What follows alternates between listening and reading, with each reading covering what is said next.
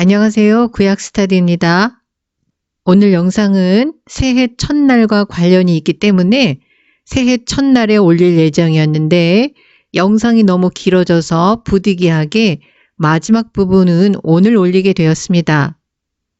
오늘 영상으로 출애굽기는 마무리하겠습니다. 출애굽기의 마지막 장 40장 1절에서 33절은 성막 세우기를 전하고 34절에서 38절은 세워진 성막에 하나님의 영광이 충만한 임재를 전합니다. 모세는 이스라엘 자손들의 성막 작업에 대한 검사를 마쳤지만 스스로 성막을 세우지 않고 하나님의 지시를 기다립니다. 여호와께서 모세에게 일러 가라사대 너는 정월 초 1일에 성막 곧 회막을 세우고 모세는 성막을 세우고 모든 기구들을 성막 안에 지정된 자리에 배치하라는 임무를 개인적으로 받았습니다. 전체 성막 건축 작업은 시내산에서 하나님이 모세에게 보여주신 천상의 이미지, 즉 원형에 기초하고 있기 때문에 모세만이 완성된 성막에 대한 심상을 소유했습니다. 하나님께서 첫째 달 초하루에 성막을 세우라고 지시하십니다. 17절에서는 더 정확하게 출애굽한 지 제2년 정월 초하루라고 언급합니다. 이것은 창조 이야기와 또 다른 연결을 보여줍니다. 노아의 홍수 이야기는 새 창조와 관련된 것으로서 죄와 악을 쓸어버리고 새 창조를 시작하는 것입니다.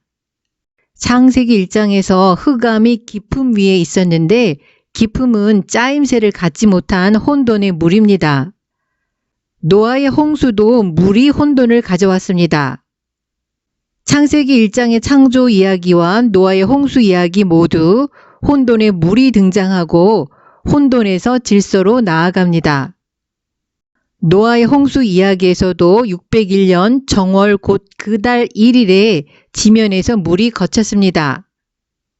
다시 말해서 홍수가 그치고 온 땅에 쌓였던 혼돈의 물이 빠지고 땅이 드러난 것입니다. 1월 1일은 노아 시대에 있었던 새 창조의 시작이라고 말할 수 있습니다. 이것과 출애굽기 40장에서 1월 1일에 성막을 세운 것과 연결됩니다. 창세기 1장에는 첫째 달이라는 언급은 없지만 의미적으로 말한다면 창세기 1장은 첫째 달입니다. 새 창조가 일어나는 때가 1월 1일, 성막을 세우는 날이 1월 1일이라는 것은 성경이 의도적으로 1월 1일에 맞추고 있음을 알 수 있습니다. 이것은 이스라엘의 구속과 성막 건축이 새 창조의 이야기라는 것을 시사하는 것입니다. 이런 바탕 위에서 성막과 창조는 하나로 창조 세계가 결국은 하나님의 말씀이 성취되어짐으로써 하나님의 영광으로 가득 찼던 성막 같은 공간이 되어야 한다는 암시를 발견합니다. 성막이 세워짐에 따라서 하나님의 구속사는 새로운 단계에 접어들게 됩니다. 성막이 세워지면서 하나님은 이스라엘 백성 가운데 거하시게 됩니다. 지금까지 이스라엘은 출애굽 해방을 경험한 해방 공동체를 거쳐 시내산에서 하나님과 언약을 맺은 언약 공동체의 단계를 거쳤습니다. 이제 성막이 세워지면서 성막 공동체, 즉 하나님을 예배하는 예배 공동체가 되었습니다. 이스라엘 자손은 이스라엘 가운데 거하시는 하나님의 영광의 인도를 따라서 약속의 땅으로 향하게 됩니다. 이스라엘 자손들이 하나님이 명하신 대로 성막을 지었고 하나님께서는 그들의 작업 결과를 승인하시며 기뻐하신다는 증거로 구름이 회막에 덮이고 여호와의 영광이 성막에 충만했습니다. 구름은 하나님께서 지금 임재하고 계시다는 분명한 징표입니다. 다시 말해서 구름은 야훼의 임재에 대한 눈에 보이는 표징 또는 상징입니다.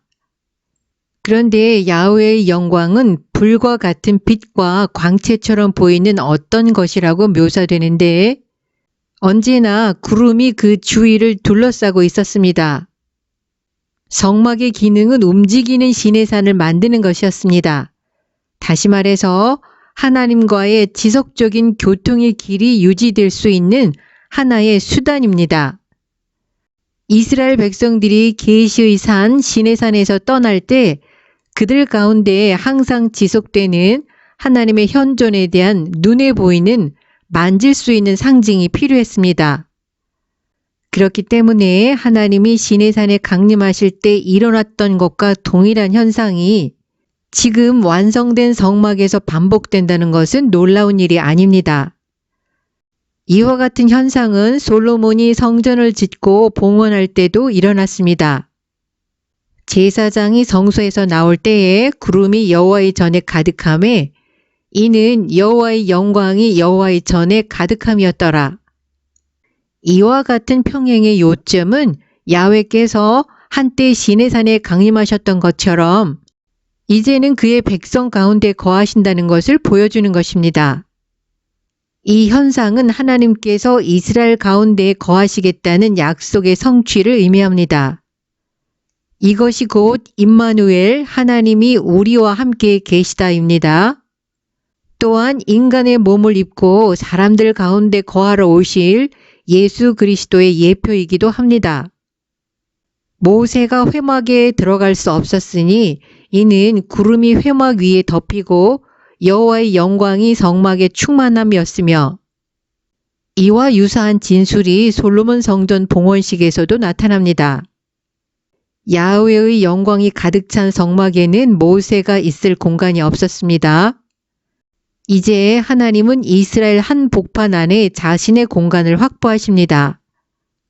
그러나 우주를 가득 채우시는 하나님은 성막 안에 갇혀 계신 분이 아닙니다. 그렇지만 창조 세계 안에서 성막처럼 하나님의 영광으로 가득 찬 다른 장소는 없습니다.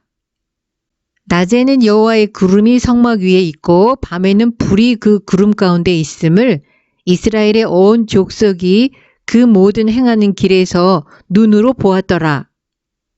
하나님의 영광이 성막에 충만하게 임재하고 난 뒤부터 이스라엘은 낮에는 여호와의 구름이 성막 위에 있고 밤에는 불이 그 구름 가운데 있는 것을 눈으로 보면서 약속의 땅으로 길을 떠나게 됩니다.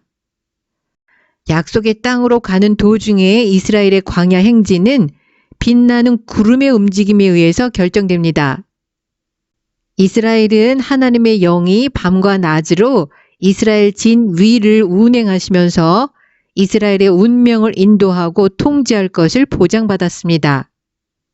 고통과 억압 이야기로 시작된 출애굽기는 복되고 상소로운 언급으로 끝이 납니다.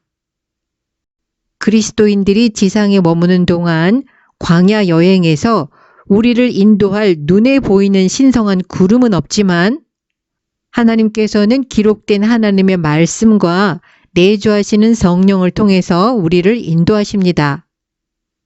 오늘 영상은 여기서 마치겠습니다. 시청해 주셔서 감사합니다.